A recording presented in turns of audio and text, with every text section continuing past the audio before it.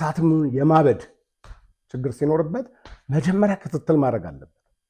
በአራት በአምስት ቀን ውስጥ እንዴት ተደርጎ ነው የአእምሮ በሽተኛ ነው ተብሎ ወረቀት የሚሰጠው? አሁንም አቶ ዘሩ አሁን ይሄንን ቤት ግዢ ሲፈጽሙ ያለውን ታሪክ ያውቃሉ?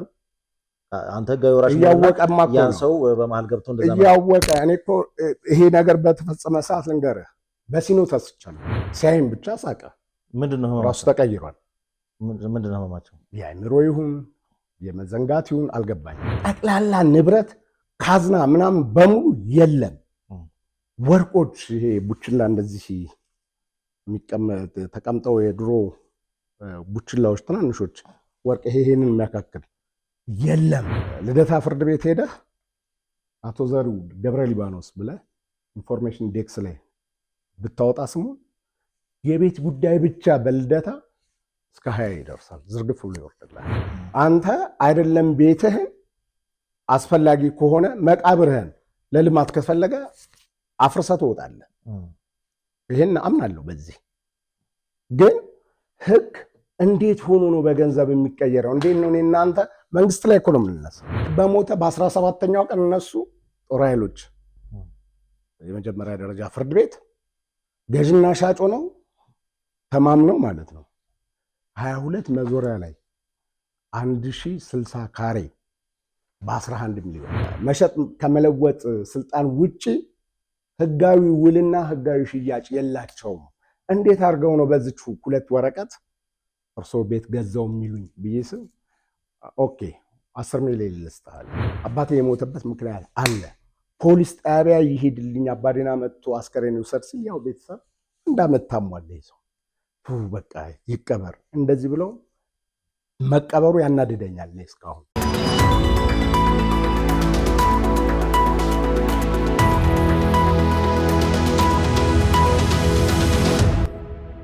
ሰላም ጤና ይስጥልኝ ተመልካቾቻችን፣ እንደምን ሰንብታችኋል? የምትመለከቱት ኢትዮ ዴይሊ ቻናላችን ነው። ዛሬ እንግዲህ አንድ አዲስ እንግዳ ይዤላችሁ ቀርቤያለሁ። እንግዲህ ከዚህ ቀደም ምናልባት ዛሬ በአካል ይምጡ እንጂ ርዕሰ ጉዳዮቻችን የሳቸውንና ሌሎች ተዛማጅ ከእሳቸው ጋር ተመሳሳይ ጉዳዮችን በተመለከተ አንስተን ነበረ በሚዲያችን ላይ ከአርያ ተስፋ ማርያም ጋር በነበረን ቆይታ። እንግዲህ ከህወሓት ጀርባ አሉ የሚባሉ አንድ ባለሀብት ከእሳቸው ጋር በተያያዘ ስማቸውን በተደጋጋሚ አንስተናል። የተለያዩ የህግ መጓደሎች እንደደረሱባቸው እና ከፍተኛ በደል እንደተፈጸመባቸው ያንንም በተመለከተ እንግዶቻችንን ማስረጃዎችን ሰብስበን ይዘን እንቀርባለን ብለን ነበር። ከእሳቸው ጋር በተያያዘ እንግዲህ ቅሬታ ከሚያቀርቡ ሰዎች መካከል አንዱን እንግዲህ ወደዚህ ጋብዣለሁ። ሮቤል ምትኩ ነኝ። አብራችሁ እንድትቆዩ ከወዲሁ ጋብዛለሁ። እንኳን ደህና መጡ። እንኳን ደህና ቆየኝ። ያው አቶ ናደው እንግዲህ አንተ ብዬ ልቀጥል መሰለኝ። ይቀጥል። እኔ አውቃለሁ ማንነትህንና ምናልባት ተመልካቾቻችን በደንብ እንዲያውቁ ሙሉ ስምህን አሁን በምን ስራ ላይ እንደተሰማራና ስለአንተ አጠር አድርገህ ንገረን እስኪ። ናደው ምሻው እባላለሁ። አሁንም የቀድሞ ስራዬም በንግድ ዓለም ውስጥ ነው። ሌላም ተጨማሪ ስራ እሰራለሁ። መልካም።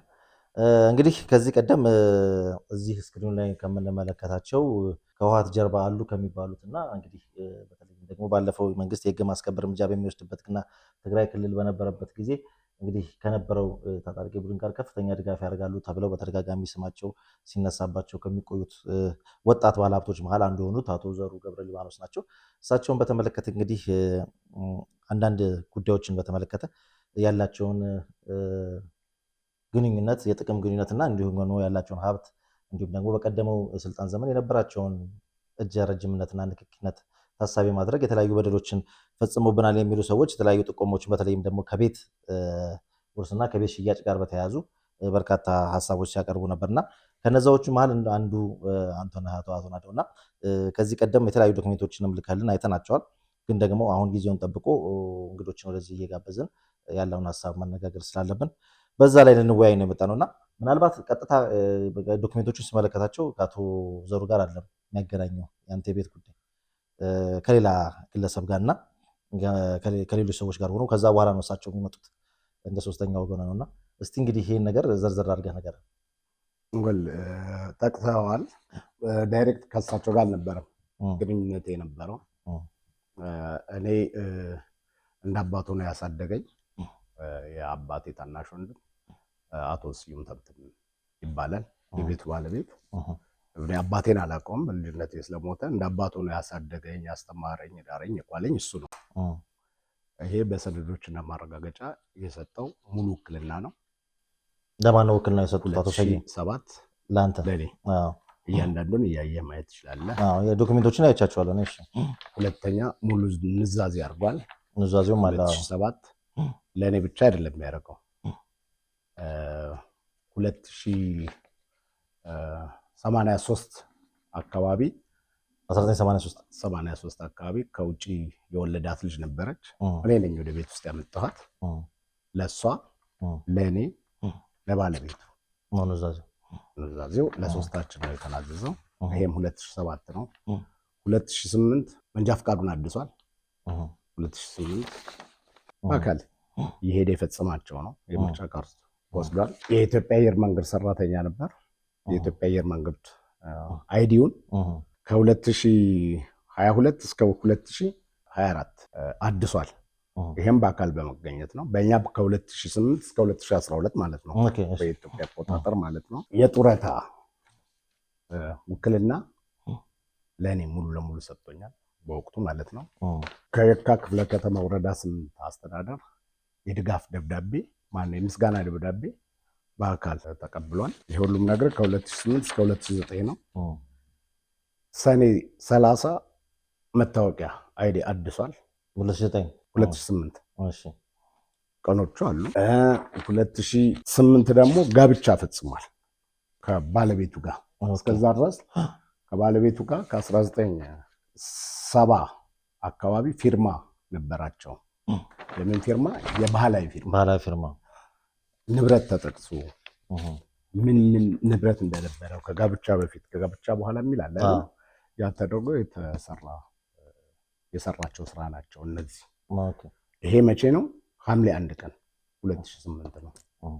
መቼ ነው ነገሮች መፈጠር የጀመሩት? ወደሱ እንግባ እስኪ። ወደዛ ልገባ ነው። ከዛ በኋላ ልክ ይችን የመጨረሻ ጋብቻ ከፈጸሙ በኋላ በኩነቶች አዲስ ነገር ተፈጠረ።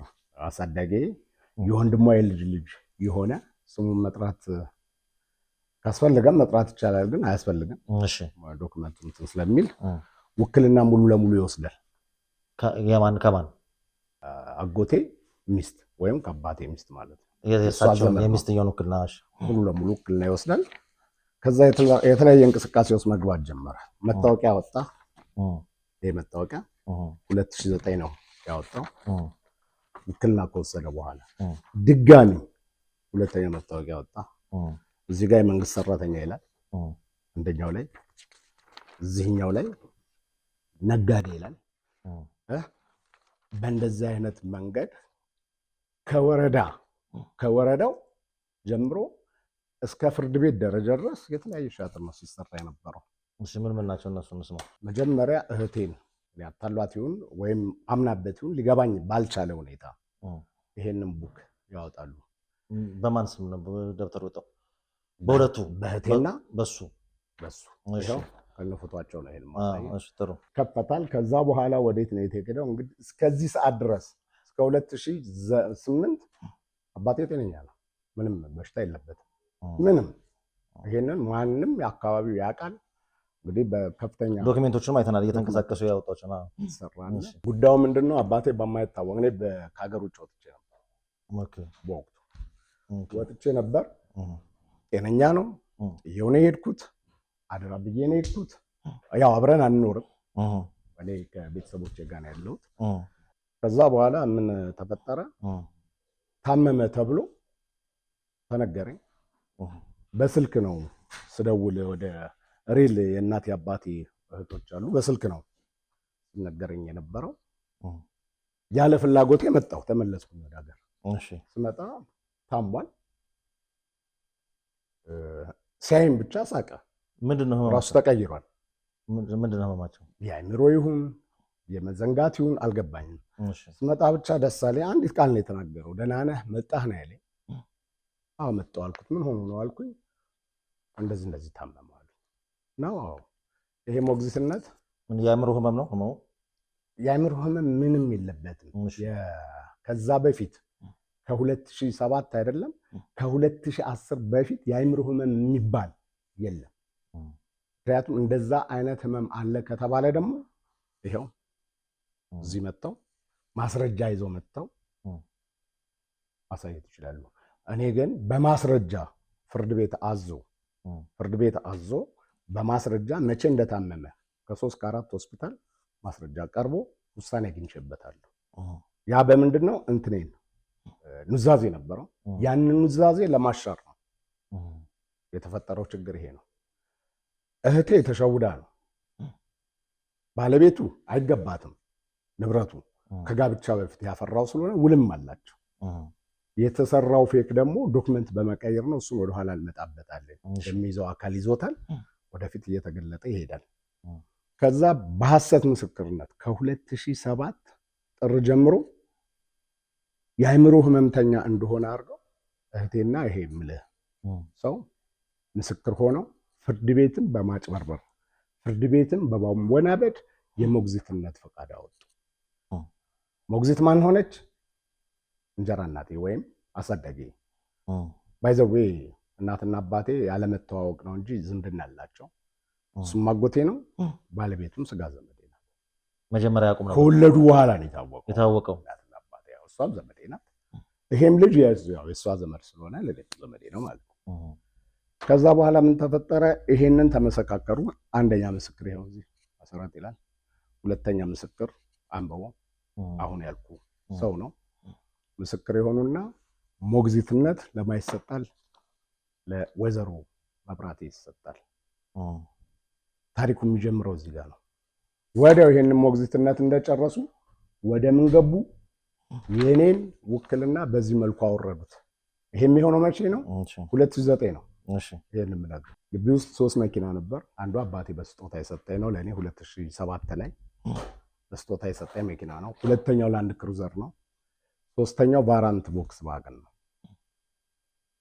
ሲሄድ ያው በጣም እየታመመ ሲሄድ 2009 ነው የምነግርህ። ይሄንን ማነው 2010 ነው የምነግርህ።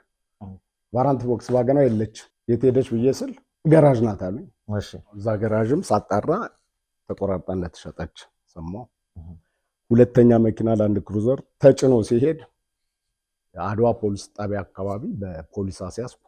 ወደ ነበረበት መልስ ንብረት ማሸሽ ጀመሩ ማለት ነው። እነሱ ንብረት ማሸሽ ጀመረ። እንግዲህ ልጅቷ አባቷ ናቸው አይደል? ወደ ትክክለኛ በዛ በኩል ከሌላ ሰው ጋር እንግዲህ አሁን ጉድ ከሚያረጋት ሰው ጋር ነው መልሰን እንትን ያለችው። ምክንያቷ ምንድን ነው? ምናልባት የምታውቀው ነገር ካለ ተመልካቾቻችንም እኮ አሁን ትልቁ ምክንያት መሰለህ እኔን አሳድጎኛል፣ እሷን ወልዷታል። እኔ ዳይሬክት ተወላጅ ስላልሆንኩ ከኑዛዜ መንቀል ነው። የዛን ጊዜ በጣም የሚገርምህ አይደለም የአካባቢ ሰው እህት ወንድሞቼ፣ አክስት አጎቶቼ ምናምን አብረውኝ የኖሩ ሰዎች ሁሉ እኔ እንደ ጥፋተኛ ነበር የሚቆጥሩ የነበረው። ያ ኢሞሽናል ሆነው ነበር ከሚወራው አንጻር። ግን ተጠንቶበት ታቀዶበት ከ1993 ዓ.ም ጀምሮ የተሰራ ሴራ ነው። ሴራው አንድ አብራኝ ያደገች ልጅ ነበረች፣ ታመመች በማይሆን አጋጣሚ 1993 ዓ.ም ከዚህ ዓለም በሞት ተለየች። በጣም መጥፎ እድሜ ልክ የሚዘገነኝን ድርጊት ፈጽሜያለሁ። እናት አባቴ መቃብር ውስጥ እንድትገባ ተደርጎ ልጅቷ። ያም ሴራ እኔና አባቴን ለማቃቃት ሲደረግ የነበረ ነገር። ያም ልጅ መምጣት የጀመረው ከዛ ጊዜ ጀምሮ ነው መምጣት የጀመረው እንጂ እዛ ኖሮ አያውቅም። አባቴ ራሱን እስከሚስት እዛ ቤት ኖሮ አያውቅም ከ2010 በፊት። ከዛ በኋላ ለእንትን ማሳየት ጀመሩ ለደላላ። እኔ ሞግዚትነቷን መኪናው መሸጡን ያኛው መኪና ተጭኖ የሚሄዱን አስመስክሬ በምስክር የያዘውን ፖሊስ ጭምር መስክሮ ከአቅም በላይ ሰርታለች የሞግዚትነቷን የማስተዳደር ነው የተሰጣት እሷም ቢሆን ተባለና ይኸው እዚህ ቤቱ እንዳልተሸጠ እንዳልተለወጠ 2010 ላይ ችን አንብባት። አመልካች የባለቤቷ የአቶ ስዩም ተምትምና የመጀመሪያ ተጠሪ የጋራ ንብረት የሆነው ቤት መኪና ሊሸጥ ሊለወጥ ነው በሚል ያቀረቡት አቤቱታ የሕግ መሰረት የለውም፣ ለመሸጥም አላሰብንም፣ የሚሸጥ ከሆነም ለፍርድ ቤት አቤቱታ አቅርበን ፍርድ ቤት ሲፈቅድ በመሆኑ የቀረበ አቤቱታ በሕግ ተቀባይነት የለውም ይላል። መቼ ነው? በ13/02/2010 ከዛ የእሷ ውክልና ወረደና ዳይሬክት የሚያገባው ልጅ ነው ከኔ በፊት እኔን አሳድጎኝ ነው ለልጅ ተሰጠ ሞግዚትነቱ። ውሳኔውም ይሄው የመጨረሻውን አንብባት። የወደፊቷ መርካቶና ትልቅ የገበያ ስፍራ በሆነችው ፒያሳ ላይ አራዳ ግራንድ ሞል በተሰኘው ግዙፍ የገበያ አዳራሻችን ላይ የሱቅ ባለቤት እናድርጎት እያለ ነው። በአንድ ዓመት ከ6 ወር ውስጥ ጥንቅቅ አድርገን ሰርተን የምናስረክባችሁን ሱቆቻችንን መሸጥ መጀመራችን ይታወቃል። ከግማሽ በላይ የሆኑ ሱቆቻችንን መሸጣችንን ስናበስረው በደስታ ነው። አሁንም የቀሩን ሱቆች በ3.6 ሚሊዮን ብር አጠቃላይ ዋጋ እንዲሁም በ900 ሺህ ብር ቅድመ ክፍያ ብቻ የራስዎ ያድርጉ። ቀሪውን በግንባታ ሂደት ቀስ እያሉ መክፈል ይችላሉ። እንደ አከፋፈሎም ቅናሾች አዘጋጅተናል። ቢሰሩበት፣ ቢያከራዩት፣ መልሰው ቢሸጡት አትራፊ የሚሆኑበትን ድል ፈጥነው በመደወል ይመዝገቡ። ለበለጠ መረጃና ለሳይት ጉብኝት ከታች ባለው ስልክ ይደውሉ። ፕራይም ሪል ስቴት። እሺ ውሳኔ ይላል። ይህ ፍርድ ቤት ለመጀመሪያ ተጠሪ በመዝገብ ቁጥር 175606 በቀን ታህሳስ 24 2009 ዓ.ም የሰጠውን የሞግዚትነትና አስተዳዳሪነት ስልጣን በተሻሻለ የቤተሰብ ሕግ አንቀጽ 212/92 አንቀጽ 246 መሰረት በመሻር በምትኩ ጣልቃ ገብ የሆኑትን ወይዘሪት መሰረት ስዩምን በተሻሻለ የቤተሰብ ሕግ አንቀጽ 228 መሰረት የፍርድ ቤት ክልከላ ለተሰጠባቸው አቶ ስዩም ተምትም ሞግዚት እና አስተዳዳሪ ሆነዋል በማለት ሾሟቸዋል ይላል። ይሄ ተሻረ ማለት ነው። ማንን?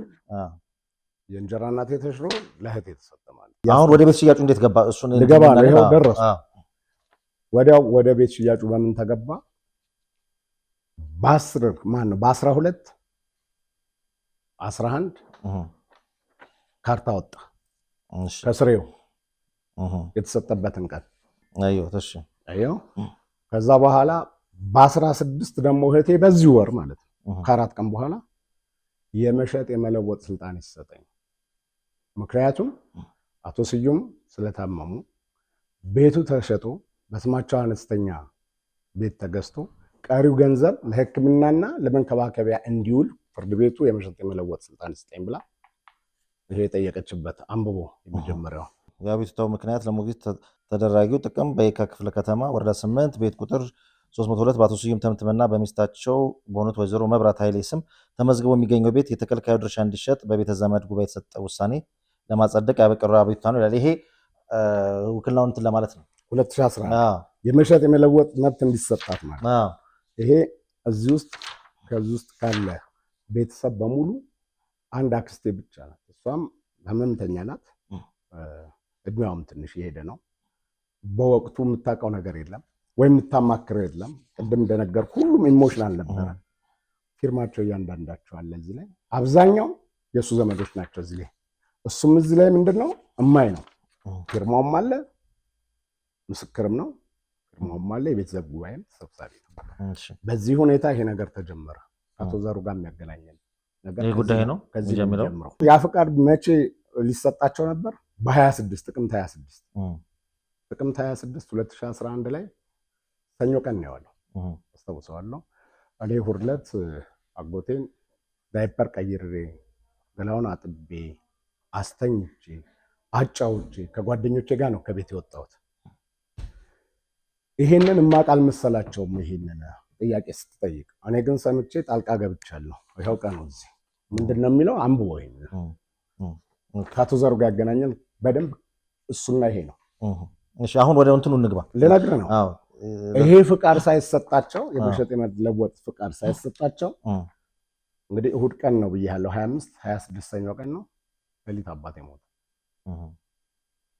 ሌሊት ፍቃዱ ሳይዘግ ከዛ በኋላ ይሄ የምልህ ልጅ አስከሬን ቤት ነው ያለው። ፍርድ ቤት ነበር ይሄን ፍቃድ ለመውሰድ ውክልና ስለነበረው የኔን ጠበቃ ስላየ ወጣ። የኔ ጠበቃ ገቡና ይኸው እዚህ ስማቸውም ስላረፉ አቶ ስዩም ተምትም ፋይሉን አዘግተው ይወጣሉ። ከዛ እኔ ብናረው የወራሽነቴን አረጋገጥኩ። ከሞተ ከ40 ቀን በኋላ ወራሽነቴን አረጋግጬ ይኸው ወራሽነቴ ከስራ አንበባው የመጨረሻውን አንበዋል።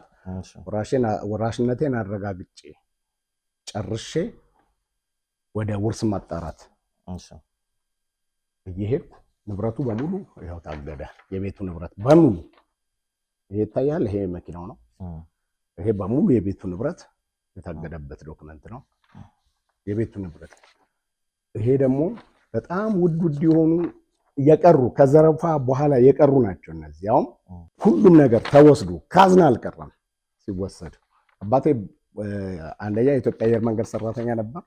ሁለተኛ ብር ባንክ የለውም። ባንክ የነበረው ብር 7,000 ብር ነው። ቤት ነው ገንዘብ የሚያስቀምጠው። 2 ካዝና አለ፣ ቤት ውስጥ ነው የሚያስቀምጠው። እኔ በዚህ መሃል ፋታ እንዳጣ 6 ጊዜ በወንጀል ተከስሻለሁ። 1 ጊዜ በፍትሐብሔር ከሰሱኝ። ክሱ ላይ ምስክር የሆኑት እነዚህ 2 ልጆች ናቸው። የመጀመሪያ ክስ ስለሆነ አስወሰኑብኝ። ፍትሐብሔር ነው እሱ። አሃ አልኩኝ። የዚህን ጊዜ ቆም ብዬ ማሰብ ጀመርኩ። ንዴት አብጭር እብደት ነው። ንዴትና ስካር የሆነ ነገር ልታረግ ትችላለህ፣ ግን ላይፍህን ቤተሰብህን ይዘህ ገደል ትገባለህ። ይሄ በሙሉ ከማንኪያ ጀምሮ የተዋገደበት ችግር ነው። ይሄን ሁሉ አሳግጄ ንብረቱ ታግዶ ውርስ ማጣራት ላይ ሆኜ ውርስ አጣሪ ሊሾምልኝ የቀጠሮ ዕለት አንድ ሰው መጣ። ጠበቃ ነው። እግድ ይነሳል። እንዴት እግድ ይነሳል? ዳኛው በጣም የገረመኝ እዛ ላይ ነው። ቤቱን ገዝተነዋል። ልክ በሞተ በ17ኛው ቀን እነሱ ጦር ኃይሎች የመጀመሪያ ደረጃ ፍርድ ቤት ገዥና ሻጭ ነው ተማምነው ማለት ነው 22 መዞሪያ ላይ 1060 ካሬ በ11 ሚሊዮን አንደኛ መንግስት ሊያገኘው የሚገባው ገቢ አላገኘም። ሁለተኛ በዚህ ውል እቺ 2 ቅጠል ውል አሁንም ያልኩ ልጅ ምስክር ነው። እዚህ የሴትዮዋም ተወካይ ነው፣ ሻጭም ነው፣ ፈራሚም ነው። እሱና አብረውት የነበሩ ግብረአበሮች ማለት ነው። እዚህ ላይ ያሉት 3 ምስክሮች እንደዚህ አድርገው ምንድን ነው የሚለው በሰነዶችና ማረጋገጫ የተደረገ አይደለም። ይሄ በክርክር ሰዓት የነበረ የቴምብርና ቀረጥ ማህተም ነው። ይሄ እንትን ነው ረቂቅ ነው እንጂ በሁላ ማስረጃ የተደረገ የመንደሩ ላይ አይደለም። በዚች መንደሩ ሌላው ቀርቶ በአባትና በእናት እዚህ ላይ ቁጥር ብቻ ነው የተጻፈው። የቼክ ቁጥር ለማይጻፍ መቼ ይጻፍ ገንዘቡ የት ገባ ምንም የሚገልጽ ነገር የለም። አንደኛ። ሁለተኛ አባቴ ገና ከሞተ ወር አልሞላው። ወር ሳይሞላው ነው ክስ መካሰስ የጀመሩት። እህቴ ወራሽ አይደለችም። ወራሽነትን አረጋግጠህ ነው ልትፈርም የምትችለው። ፈርማለች እዚህ ላይ። ሴትዮዋም የመሸጥ የመለወጥ ተጨማሪ የሞግዚትነት ስልጣን የላቸውም። ያ ሳይሰጥ ነው የሞተው አባቴ። ይሄ ሁሉ ባለበት ሁኔታ ፍርድ ቤቱን የወሰነውን ውሳኔ ሄጄ ይኸው አሳገድኩኝ። ፍርዱ እንዳይፈጸም አሳገድኩኝ። ይሄን አሳገድኩኝ። ካሳገድኩኝ በኋላ የመንደር ውሉ ይፍረስልኝ ብዬ ደግሞ እዚህ ጋር ፍርዱ እንዳይፈጸም 100 ሺህ ብር ከፈልኩ። እንደገና የመንደር ውሉም ይፍረስልኝ የሚል ምክንያቱም አንድ የመንደር ውል ተፈጻሚነት ይኖረዋል። ግን በተለይ ሌላውን ተው 4-5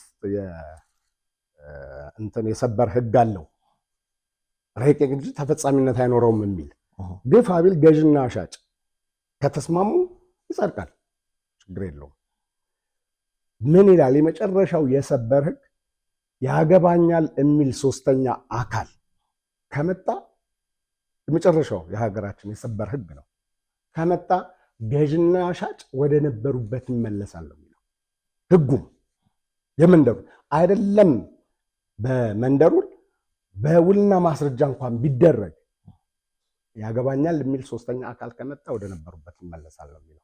ይሄ እንግዲህ ለህጉም ባለሙያዎች ለወሰኑትም ዳኞች ግልጽ ነው። መቼስ ከህሊና በላይ ዳኛ የለም። ይሄ ሁሉ በሆነበት ሁኔታ ክርክር ላይ የመጀመሪያ ደረጃ የቃል ክርክራችን ውድቅ ተደረገባቸውና እኔን 1 ዓመት በቀጠሮ መላለስ ጀመረ። በቀጠሮ ስመላለስ ገንዘብ ተጠየቁ። ማን ነው ጠያቂ? የሆነ አካል ገንዘብ ተጠየቁ። እንዲህ አይነት ዶክመንት ህጉንም አንብቤያለሁ። እኔ ከዛ በኋላ ነው ስለ ህግ እንትኑ እያመጣው ሄድኩት። ያነበው እየተረዳው ስመጣ በምንም ታምር ይሄን ነገር አላረግም ማለት እንትን ሄድኩኝ። ይግባኝ ወሰነብኝ፣ አጸናው። ያን ሁሉ ውድቅ ተደርጎ አጸናው የመጀመሪያ ደረጃ ፍርድ ቤት ማለት ነው። አሁን አቶ ዘሩ የገዙት ሙሉ 1000 ካሬውን ነው። ሙሉ 1000 ካሬውን የእናንተ መብት ሳይከበር ግማሽም አለ እየነገርኩ ይሄው እኮ ዶክመንት እኮ ነው። ከዛ በኋላ ይግባኝ ሄድኩኝ። ችግር የለም እዚህ ጋር ይሄ ከተፈጠረ ይግባኝ ላይ ይቅርታ እንግዲህ ማሳየት ስላለብኝ ነው። ይግባኝ ላይ ደግሞ በጣም የሚገርምህ የተራቀቁበት ምን እንደሆነ ታውቃለህ? እችን ብታነባት ደስ ይለኛል። የይግባኝ እንትን ነው እዚህ ጋር ምን እንዳለ የያዘውን ጭብጥ።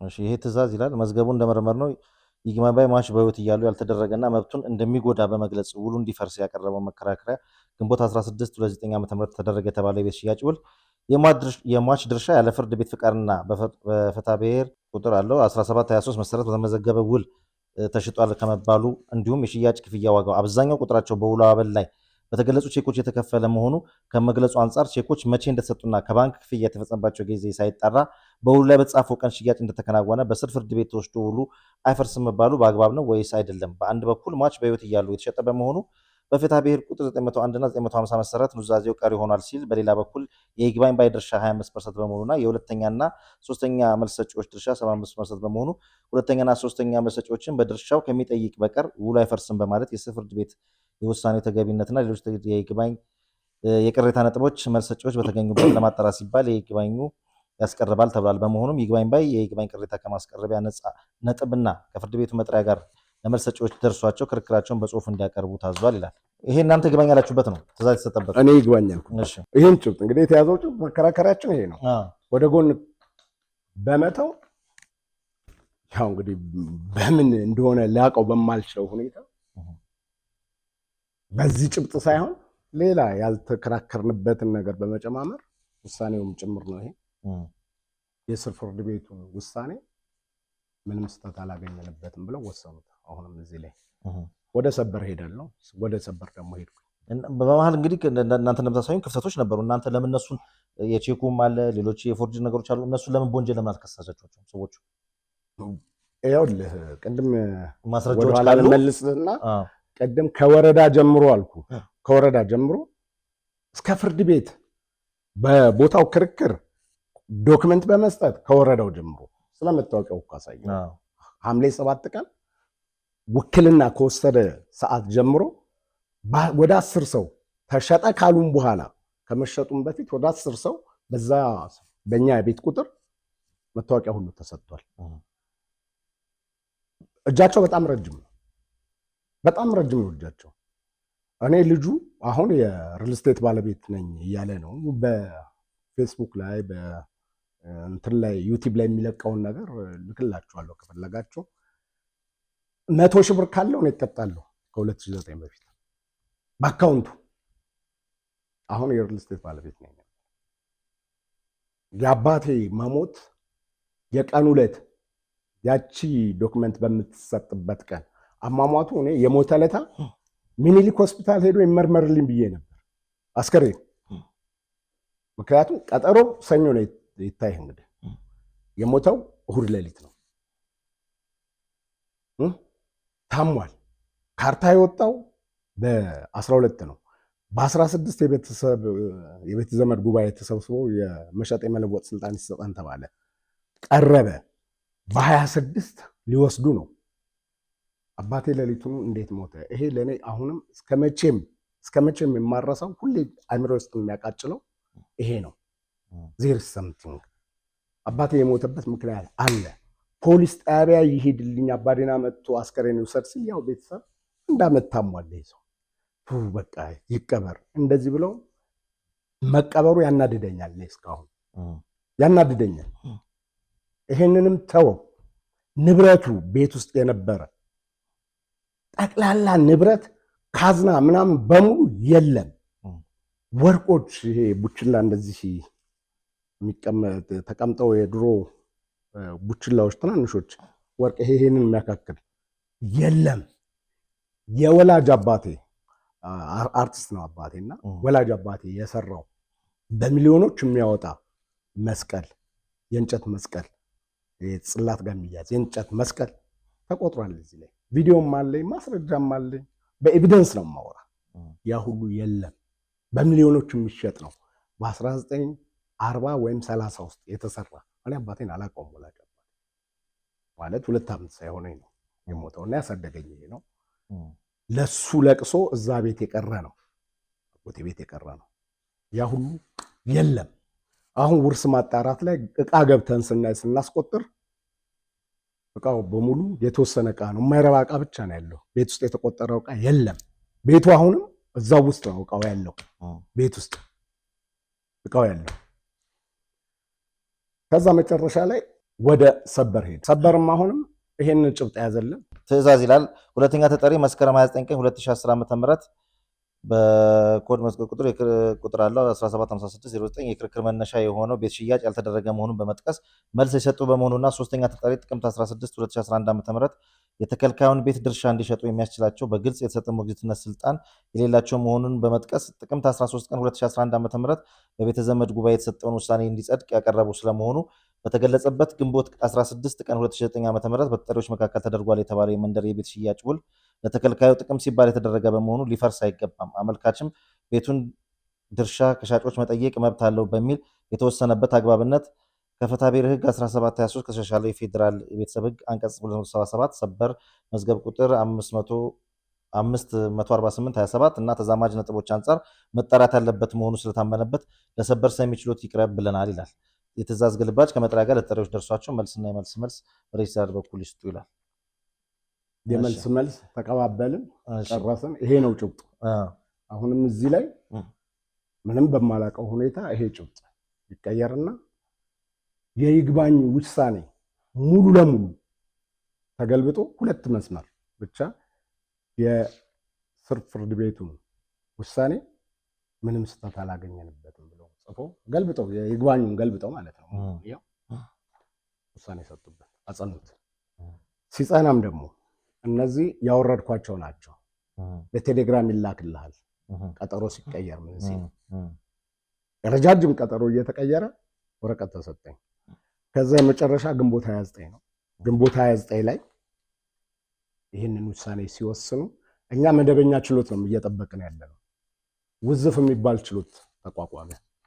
ምን ማለት ነው ውዝፍ ማለት? ውዝፍ ማለት የተከማቸ ፋይል ማጣራት ማለት ነው። እሺ የኔም ፋይል ይሄው መደበኛ ችሎት ነው። እዚህ ላይ ይሄው ሶስቱም መደበኛ ችሎት ነው እንትን የተባለው የተቀጠረው። እኛ መደበኛ ችሎት ላይ ስማችን አለ፣ አጀንዳ ላይ ስማችን አለ። ቁጭ ብለን እንጠብቃለን። በሙሉ ችሎት ላይ ያው ጉዳይ ባለ ጉዳይ በሙሉ ወጣ፣ እኛ ቀረን። እዛ ስንጠይቃቸው የእናንተ ስም የለም እኛ ጋር፣ ይሄው እዚህ ላይ አለ፣ እስቲ እዛ ጠይቁ ተባለ። ስንሄድ ውዝፍ ችሎት ገብቷል አሉ። የዛን ጊዜ ምን አደረግኩኝ? ቀድሜ ሲቀጥሩን ማለት ነው፣ የዛ በማግስቱ ሲቀጥሩን ቀድሜ የጠቅላይ ፍርድ ቤት ፕሬዝዳንት ቢሮ ቀጠሮ አስይዤ እባካችሁ እንደዚህ አይነት ነገር ደርሶብኛል ብዬ ላገኛቸው ሲሄድ አላቃቸውም በአካል ቢሮአቸው ሲሄድ ውጭ ሄደዋል። ከዛ በፊት ግን ከዛ ከቀጠሮዬ በፊት አንድ አግኝቻቸው ጉዳዩን አስረድቻቸው መልካም እናየዋለን ብለው ነበር። እንደዚህ አይነት ነገር አይፈጸምም ብለው ነበር። አይተውት ዶክመንቴን በጣም ገረማቸው።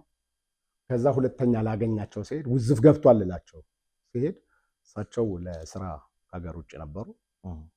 እሳቸው በሌሉበት ተወሰነ፣ ሰበሩ። በውዝፍ ችሎት ተወሰነ። በውዝፍ ችሎት ተወሰነ።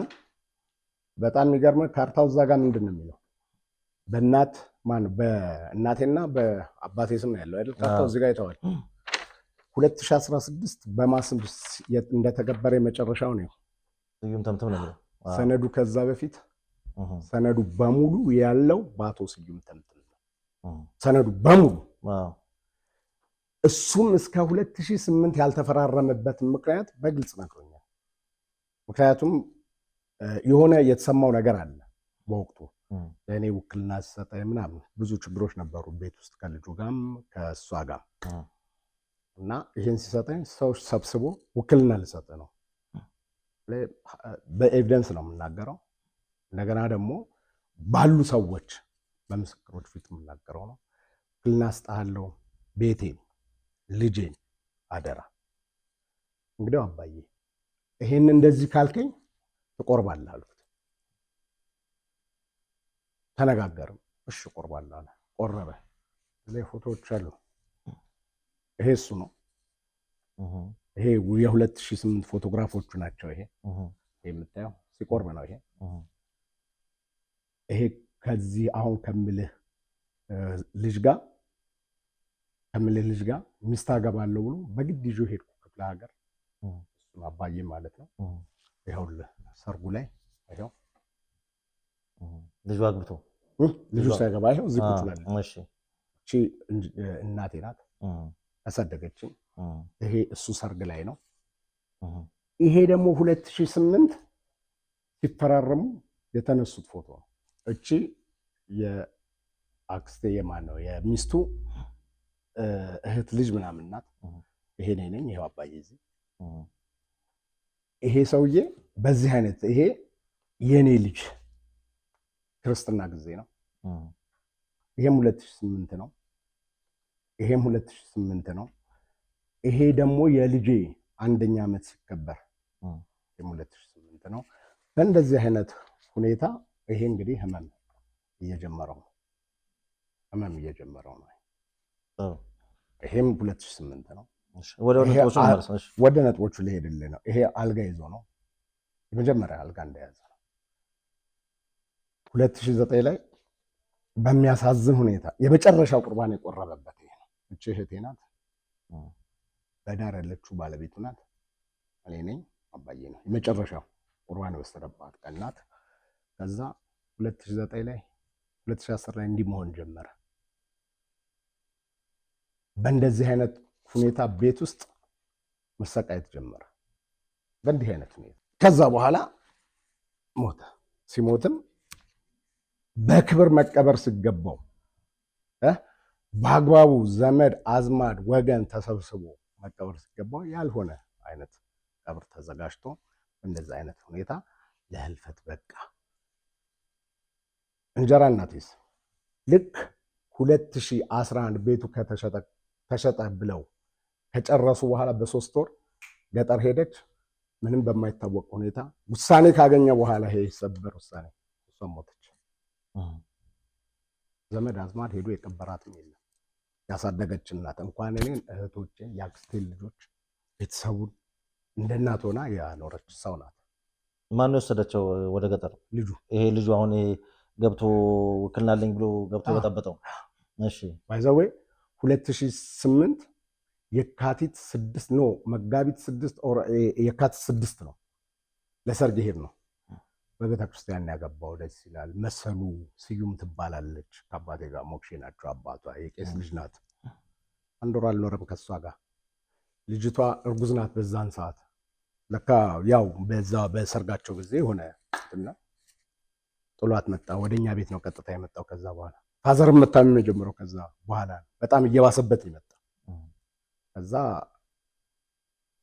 ሌላ ሚስት ናት፣ ሰራተኛ ተብላ መጣች ቤት ውስጥ። እሷም ሚስት ሆነች እዛው። አሁን ከእሷ ጋር ነው እንደውም የሚኖረው። ቤቱን ተቆጣጠረው በቃ በአጠቃላይ። እኔ አሁን ምን ማድረግ ጀመርኩ? መሸሽ ጀመርኩ። የምሸሸው ለምንድን ነው? እግዚአብሔር ለስራው ጊዜና ሰዓት አለው። ገባ? አሁን በጣም አመሰግነዋለሁ ይህንን ቃል ይህን ለመተንፈስ እዚህ ጋር በመብቃቴ እነዚህን ዶክመንቶች በማሳየቴ በጣም ትልቅ እርካታ ውስጥ ነኝ ያለሁት። በጣም የሚገርምህ አቶ ዘሩም ቢሆን ትልቁን ጨዋታ ሚና የተጫወተው የሁለቱ ጠበቆች ናቸው። የእህቴም እንጀራ እናቴም ጠበቃና የአቶ ዘሩ ጠበቃ። የአቶ ዘሩ ጠበቃ ልደታ ፍርድ ቤት ሄደህ አቶ ዘሩ ገብረ ሊባኖስ ብለህ ኢንፎርሜሽን ዴክስ ላይ ብታወጣ ስሙን የቤት ጉዳይ ብቻ በልደታ እስከ 20 ይደርሳል። ዝርግፍ ብሎ ይወርድልሃል። የሚይዘው አንድ ጠበቃ ነው። አንድ ጠበቃ በዚህ ላይ ወንጀል ውስጥ ይገባል። የተሰራሁበትን ነገር ነው የምነግርህ። ስለ ፍትሐብሔር ይገባልሃል። ከዳኞች ጋር እኔ እንግዲህ እንትን ነው ግምት ነው እሱ ነው የሚያበላሸው ጉዳዩን። ዳኛ እኮ ስራውን ነው የሚሰራው። ክቡር ጠቅላይ ሚኒስትራችን ከዚህ በፊት አንድ የተናገሯት ቃል ነበረች በዳኞችና በጠበቆች። በዛን ሰዓት ያንጫጫቸው እጃቸውን በእንዲህ አይነት ነገር የተነከረ ዳኞችና ጠበቆች ናቸው እንጂ ሁሉም ዳኛ እንደዛ አይነት ነው ማለት አይደለም። ሁሉም የህግ አካል እንደዛ አይነት ነው ማለት አይደለም። ግን አንድ ላሳወቅ የምፈልገው ምን እንደሆነ ልንገር፣ ከስር ፍርድ ቤት ጀምሮ እስከ ላይ እስከ ሰበር ኔትወርክ አላቸው። አሁንም አቶ ዘሩ አሁን ይሄንን ቤት ግዢ ሲፈጽሙ ያለውን ታሪክ ያውቃሉ? አንተ ህጋዊ ወራሽ ያን ሰው በመሃል ገብቶ እንደዛ እያወቀ እኔ እኮ ይሄ ነገር በተፈጸመ ሰዓት ልንገርህ፣ በሲኖ ተስቻለሁ። መኪናዬ ላይ ሊወጡብኝ ገዳይ ተዘጋጅቶልኝ ነበር። እውነተኛ ታሪክ ነው የምነግርህ። ዛሬ ቤተሰቡም ሁሉም ሰከን ባለ አይምሮ ሲመለከተው እነዚህ ሂደቶችን ሲያይ ተሳስተናል እንደሚሉ እርግጠኛ ነኝ።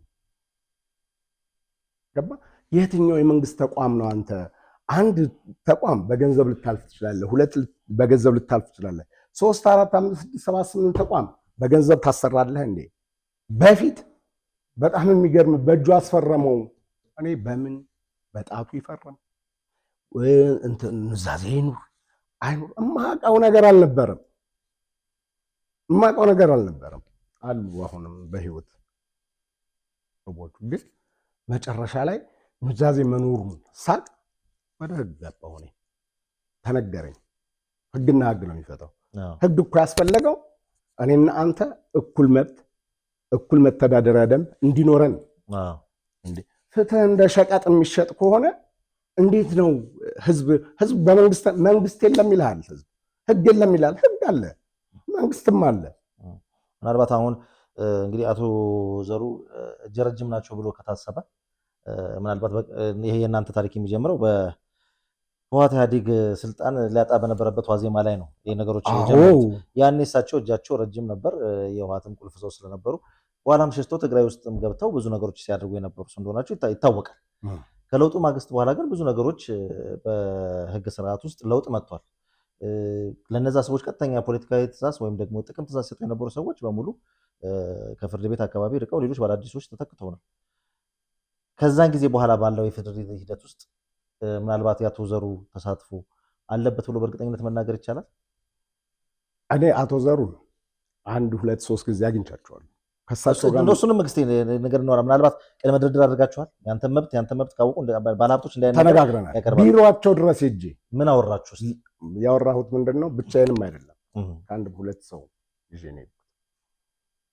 ይሄ ጉዳይ መብት የለውም ታው አንደኛ የመሸጥ የመለወጥ ስልጣን፣ ተጨማሪ የሞግዚትነት ስልጣን የላቸውም እነዚህ ሰዎች። ሁለተኛ ከመሸጥ ከመለወጥ ስልጣን ውጪ ህጋዊ ውልና ህጋዊ ሽያጭ የላቸውም። እንዴት አድርገው ነው በዚች 2 ወረቀት እርሶ ቤት ገዛው የሚሉኝ ብዬ ስል ኦኬ 10 ሚሊዮን ልስጥሃል አላረገውም። እኔ አባቴ ድርሻውን አስከብርልኝ፣ ልጄን ጠብቅልኝ፣ አደራ ይሄን ሰጥቻለሁ አለኝ እንጂ ሸጠ ተጠቀም አይደለም። ቅርስ ነው ያስረከበኝ። አሁን እኮ እንዴ ልማት እኮ ነው ልማት ነው። አንተ አይደለም ቤትህን አስፈላጊ ከሆነ መቃብርህን ለልማት ከፈለገ አፍርሰህ ትወጣለህ። ይሄን አምናለሁ። በዚህ ግን ህግ እንዴት ሆኖ ነው በገንዘብ የሚቀየረው? እንዴት ነው? እናንተ መንግስት ላይ እኮ ነው የምንነሳው። መንግስት ህግ የለም ነው እያልን መንግስት የምናማራው። ህጉ አለ ወርዷል፣ ገብቶሃል? ግን ህግ አስከባሪው ህጉን ሸቀጥ ካረገው እንዴት ነው? እናንተ መጨረሻው ምን ይሆናል? ይሄ ሰውዬ ቤቱን ወሰደ፣ አይወስደውም? እንደማይወስድ አውቃለሁ። ቤቱን ወስዶ እኔና እሱ እንዴት ነው የምንኖረው? መጨረሻው ሸጥን ካሉት ሰዎች ጋር እንዴት ነው የምንኖረው? ገብቷል? ይሄ ነገር የፍትህ ጉዳይ ብቻ አይደለም፣ የፍትሐ ብሔርም ጉዳይ ብቻ አይደለም። ትልቅ ወንጀልም አለው። በንብረት ዙሪያ፣ በጤና ዙሪያ። እኔ አባቴ እንዴት ለምን እንደታመመ ለምን እንደዛ እንደሆነ አውቀዋለሁ። ግን በወቅቱ አልደመጥም ነበር። ሁሉም ኢሞሽናል ነበር። ምንድናቸው ምክንያቶች? ምናልባት ይሄ የማፍዘዝ የማደንገዝ ነገር መጀመሪያ የተጠቀሙት ነው መሰለህ። መጀመሪያ የተጠቀሙት አባቱን ወይም አጎቱን ፍርድ ቤት ወስዶ አስፈረማቸው ነው። ፍርድ ቤት አይደለም የሚፈረመው፣ ሰነዶችና ማረጋገጫ ውልና ማስረጃ ነው። ሰነዶችና ማረጋገጫ ውክልናም ሰጠ፣ ኑዛዜም ሰጠ። ያንተ የጤና ብቃት ተረጋግጦ የአእምሮ ብቃት ተረጋግጦ 4 5 6 7 ሰው ጋር እንደዚህ ዞረ ጤናማ መሆኑ ተረጋግጦ ነው የሚሰጠህ። ዝም ብሎ የሚሰጥ ጉዳይ አይደለም። ባይዘዌ ውክልናም ሲሰጠኝ አልነበርኩም እኔ ግን ነግሮኛል። ላስቀምጦ ሽማግሌ መክሮኝ አሳድጌያለሁ ልጄ ናት ብሎ ነው የሰጠኝ። እያንዳንዱ እዚህ ጋር ያሰጠውን ዶክመንት ያሳየውን ዶክመንት ሰጥቶኛል። አንዱን እሱ ጋር ያስቀረ ኑዛዜዋን ግን አለ ኑዛዜውን ለካ እዛ አግኝተውት ነው። በቃ እሱ ወደዛ ሳይቻለው እሱ እስከ 2009 ጤናማ መሆኑን የሚገልጽ የሕክምና የማስረጃ እንትን እያለ ማስረጃ እያለ የዶክመንትም የሰውም የዶክመንት ማስረጃ እያለ ከ2006 ጀምሮ አእምሯቸው ጤነኛ አልነበረም ማለት ነው። አማኑኤል ወስደህ አማኑኤል እኮ አንድ ሰው የመርሳትም የማበድ ችግር ሲኖርበት መጀመሪያ ክትትል ማድረግ አለበት። በ4 በ5 ቀን ውስጥ እንዴት ተደርጎ ነው የአእምሮ በሽተኛ ነው ተብሎ ወረቀት የሚሰጠው? በምን ምክንያት? ከዛ በፊት በሽተኛ ነው የአእምሮ ህመምተኛ ነበረ ተብሎ ከተባለ ይኸው እናንተ ጋር ማስረጃ ይዞ ይምጡ። እኔ ልቀጣ በምን ለዛ እንደበቃ አሁንም እንቆቅልሽ ነው የሆነብኝ። ግን እደርስበታለሁ። መንግስት ይደርስበታል፣ ፖሊስ ይደርስበታል በእርግጠኝነት። በዚሁ አጋጣሚ እዚህ ላይ እንግዲህ ስማቸው የተጠቀሰ ጉዳይ የሚመለከታቸው ግለሰቦች ወይም ደግሞ ተያያዥነት ያላቸው ከዚህ ጉዳይ ጋር አቶ ዘሩንም ሌሎች የተመለከታቸው ሰዎች ሚዲያው ለእናንተም ክፍት ነው። ከስር በሚታየው የቴሌግራም ቁጥራችን እኔም እዚሁ ጋር መጥቀስ እችላለሁ። በሱ ደውላችሁ ሀሳባችሁን ልሰጡን ትችላላችሁ። በ0993 082062 ደግመዋለሁ። በ0993 082062 የጽሁፍ መልእክት በቴሌግራም ቻናችን ጽፋችሁ ቀጠሮ አስይዛችሁ እዚህ ላይ ማስረጃችን ይዛችሁ መታችሁ በሀሳብ መሞገት ትችላላችሁ። አቶ ናደውም እነሱ ቢመጡ አብሮ ለመወያየት ፈቃደኛ ነኝ። በዚሁ አጋጣሚ መልእክታችን ይደርሳቸው ነው። እሺ ይቀጥሉ ወደ ሀሳቡ። ከዛ በመቀጠል 2009 ነው የመንደር ሁሉ ተጻፈ የተባለው 2010 እና 2011 ያለ ፍርድ ቤት ያቀረቡት ሰነድ አለ። የሰነድ ማስረጃ እንዳልተሸጠ ቤቱ ማለት ነው። በምን መንገድ ነው 2009 ባክ አድርገው ለምን 2009 2011 ድረስ እሱ እስከሞተበት ጊዜ ድረስ ቢያንስ ለምን ጥያቄ አላቀረቡም ፍርድ ቤት? እውነት ይሄ 2009 ተደርጎ ከሆነ ይሄ መንደሩ ለምን ጥያቄ አላቀረቡም? ከሞተ ከ17 ቀን በኋላ ለምንድን ነው ወደ ፍርድ ቤት የሄዱት? ሸጭና ጋዥ ይሄ ውል የተሰራው መቼ እንደሆነ ልንገርህ። አባቴ ከሞተ በኋላ ነው፣ አጎቴ ከሞተ በኋላ ነው ውሉ። ይሄ በፎረንሲክ መረጋገጥ የሚችል ጉዳይ ነው። ጠይቀናል ፍርድ ቤት። ይሄንንም ምን ምላሽ ተሰጣችሁ? የፎረንሲክ ምርመራ እያየኸው ከእንትን በኋላ ከአባቴ ከሞተ በኋላ የተደረገ የመንደር ውል ነው እያልን እየተከራከርንበት እያየኸው የመሸጥ የመለወጥ ተጨማሪ የሞግዚትነት ስልጣን የላቸውም እነዚህ ሰዎች፣ የማስተዳደር ነው መሸጥ የማይችሉም እያልን በሰነዶችና ማረጋገጫ የተደረገ የመንደር ውል አይደለም። ህጋዊ ሽያጭና ህጋዊ ውል የለም። እንዴት ሆኖ ነው ሶስተኛ ወገን እያለ የሚጸናው እያልን እየጠየቅን ብዙ አስገዳጅ የሰበር ህጎች አሉ እዚህ ውስጥ። ለበተንተን ጊዜ ያበቃል። ታሪክ ውላችሁ ድርድራችሁ ግን ከአቶ ዘሩ ጋር ቆመ በዛ በ10 ሚሊዮን ብሩ ወይስ ቀጣይ አላረገውም አልኩት። ምክንያቱም እኔ ዶክመንት አለኝ። 10 ሚሊዮን ብር ልስጥ። በነገራችን ላይ ተመልካቾች እዚህ ላይ ግንዛቤ እንዲወስዱ የሚያስፈልገው 10 ሚሊዮን ብር ልስጥ ካሉ በህጋዊ መንገድ የገዛ ሰው 10 ሺህ ብርም የመስጠት ግዴታ የለበትም። 10 ብርም የመስጠት የለበትም። በሱ ብቻ አይደለም ክፍተት ክፍተት አለ ብሎ አምኖ ወይስ ምንድን ነው መደራደሩ? 10 ሚሊዮን ያቀረቡበት መጨረሻ ላይ የሆነውን ልንገርህ። ይሄ በተወካውና በጠበቃው በኩል ነው የደረሰኝ። ለአንተ ከ10 ሚሊዮን ብር በላይ ከምንሰጥ እኛ ጉዳዩን እንዴት እንደምናስፈጽመው እናቅበታለን።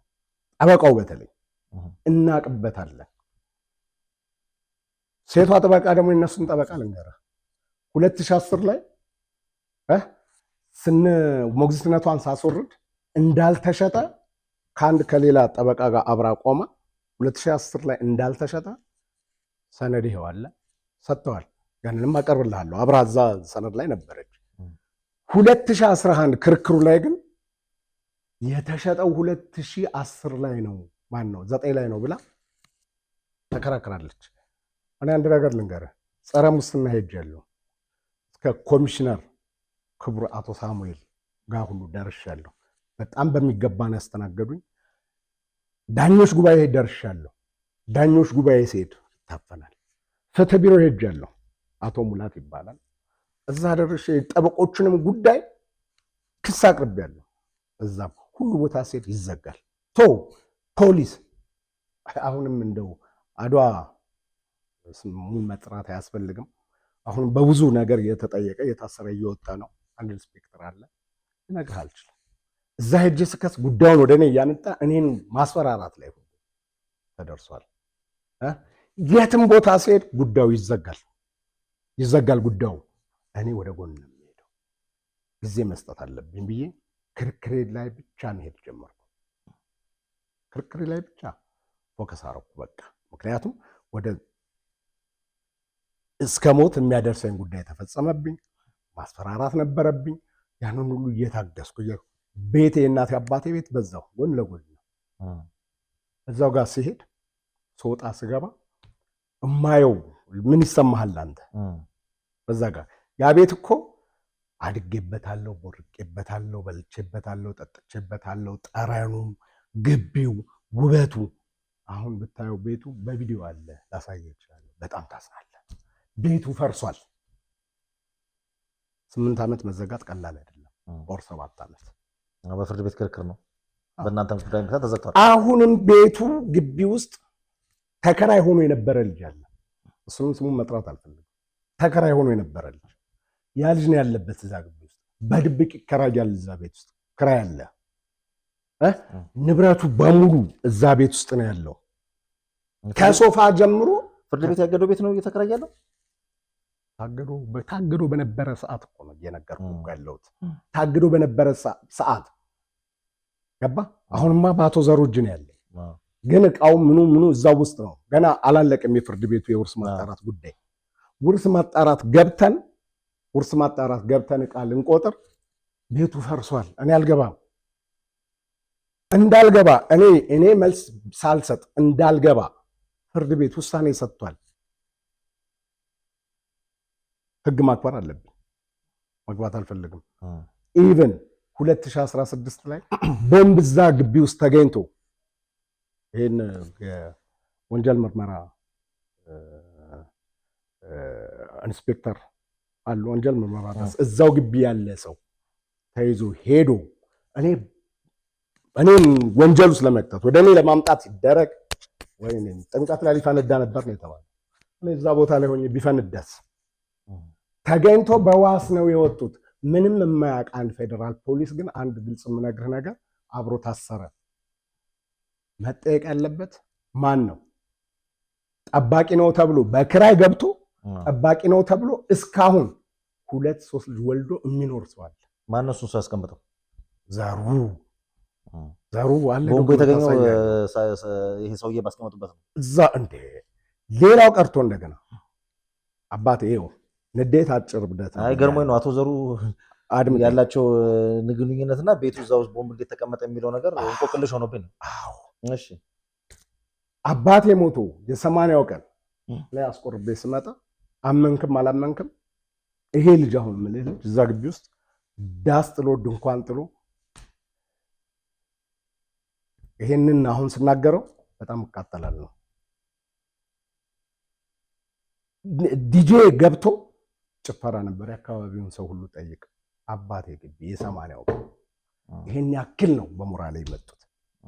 ግን ጊዜ ይበቀልልሃል። ገባ? በዛን ሰዓት ማንም የሚረዳ የለም። ከጊዜ በኋላ ግን እየጠራ ሲሄድ ጉዳዩ ጊዜ ራሱ ይበቀልልሃል። መልካም፣ ሰዓታችን እየደረሰ ስለሆነ እንደ መቋጫ እንዲሆነ እንግዲህ ዋናው አንተ የመጣህበት ጉዳይ ፍትህ መጓደሉን በተመለከተ ማስረጃዎች፣ ትክክለኛ ነገሮች ቢኖሩም እንግዲህ እጀ ረጅም የሆኑ ሰዎች እየቀደሙኝ ወይም ደግሞ መንገዱን እየዘጋጉት ነገሮችም በሐሰት ማስረጃዎችም እየተዘገጃጁ ብዙ ነገሮችም እየተበለሻሹብኝ ይገኛሉና ፍትህ ተጓድሏል። ፍትህስ ደግሞ ያላግባብ ሲጓደል ህዝብ ወደ መንግስት ወደ ላይ ማንጋጠጡ ወይ መጠቆሙ አይቀርም የሚል ሐሳብ ይዘን የመጣነውና አሁን ሁኔታው በምን ሁኔታ ላይ ይገኛል? በምን መልክ ሊቋጭ ምን ላይ ይገኛል? ሁለተኛ ነገር ደግሞ በዚህ አጋጣሚ ሳንተ ስለ ፍትህ መጓደል የምትለው ነገር ካለ በሱ እንቋጭ። የምታስተላልፈው መልእክት አንድ ላይ አድርገን። ፍትህ መጓደሉማ ያው የምታየው ነው። እያንዳንዱን በየረድፉ አቅርቤልህ ነው። ይሄንን የሚመለከታቸው በወንጀል የሚመለከተው አካል በፍትህ የሚመለከተው አካል እስከ ላይ ጠቅላይ ሚኒስትሩ እዚህ ውስጥ የሚመለከታቸው አንዳችም ነገር የለም። እሳቸው መርጠዋል ያንን አካል የሚመራላቸው። ያም የሚመራላቸው አካል የሚያውቀው ነገር የለም። ከስሩ ነው ይሄ ስራ እየተደረገ ያለው። እዛ ውስጥ ኢንቮልቭ አያደርግም መቼስ ከእነዚህ ሰዎች ጋር። ግን እኔ ለሚመለከተው አካል ለማንኛውም ይሄ ጉዳይ በደንብ ተመርምሮ አንደኛ ፍትህ ይሰጠኝ፣ ሁለተኛ ወንጀል ላይ የተሳተፉ ሰዎች እያንዳንዳቸው በወንጀል ተጠይቀው ፍትህ ይሰጠኝ፣ ሶስተኛ እኔ ከተቻለ የአባቴን አሟሟትና ሌላም ጉዳይ ሐጽሙን አስወጥቼ ፎረንሲክ እንዲታይልኝ አደርጋለሁ። ይሄንን በምንም ታምር የምትወው ጉዳይ አይደለም። መጨረሻ አቶ ዘሩ እኔ በግል የሰሩኝ ስራ የለም። በግል ምንም ግንኙነት የለንም። ስለሌላ ጉዳያቸው የማውቀው ነገር የለም።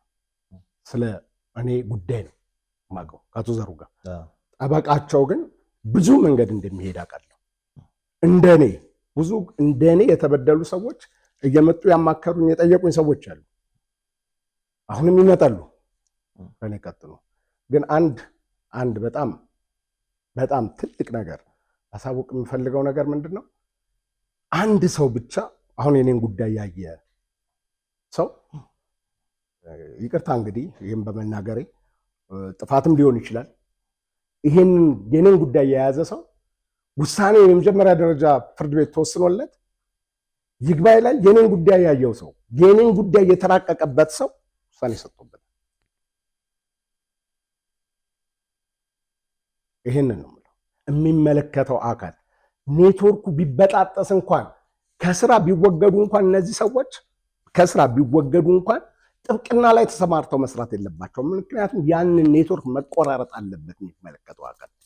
ያ ኔትወርክ ተቆራርጦ እነሱን ከስራ ውጭ ማድረግ አለበት የሚመለከተው አካል። እነዛ ዳኞች በምንም ታምር ስራ ላይ ከተረጋገጠ በኋላ ማለት ነው በምንም ታምር በጥብቅና ስራ ላይ እንኳን መሰማራት እንዳይችሉ ሲሆን ነው መፍትሄ የምታገኘው። ምክንያቱም ውሏቸው አንድ ላይ ነው፣ ሻይ የሚጠጡት አንድ ላይ ነው፣ የሚሰሩት አንድ ላይ ነው። ከስር ፍርድ ቤት ጀምሮ እስከ ላይ ድረስ በእንደዚህ አይነት ትስስር ፍትህ ሳጣ ለማን ነው አቤት የምለው? ከእግዚአብሔር በታች እኮ መተዳደሪያችን ህግ ነው። በዛው ልክም ደግሞ በጥሩ መልካም የሚሰሩ ጠበቆችና የህግ ዳኞች እንዳሉ የጸጥታ አካላት እንዳሉ ተመግምት ውስጥ ይሄንንማ ተናገርኩኝ እኮ። ሁሉም አይደሉም፣ ጥቂት ናቸው። ነገርኩ እኮ።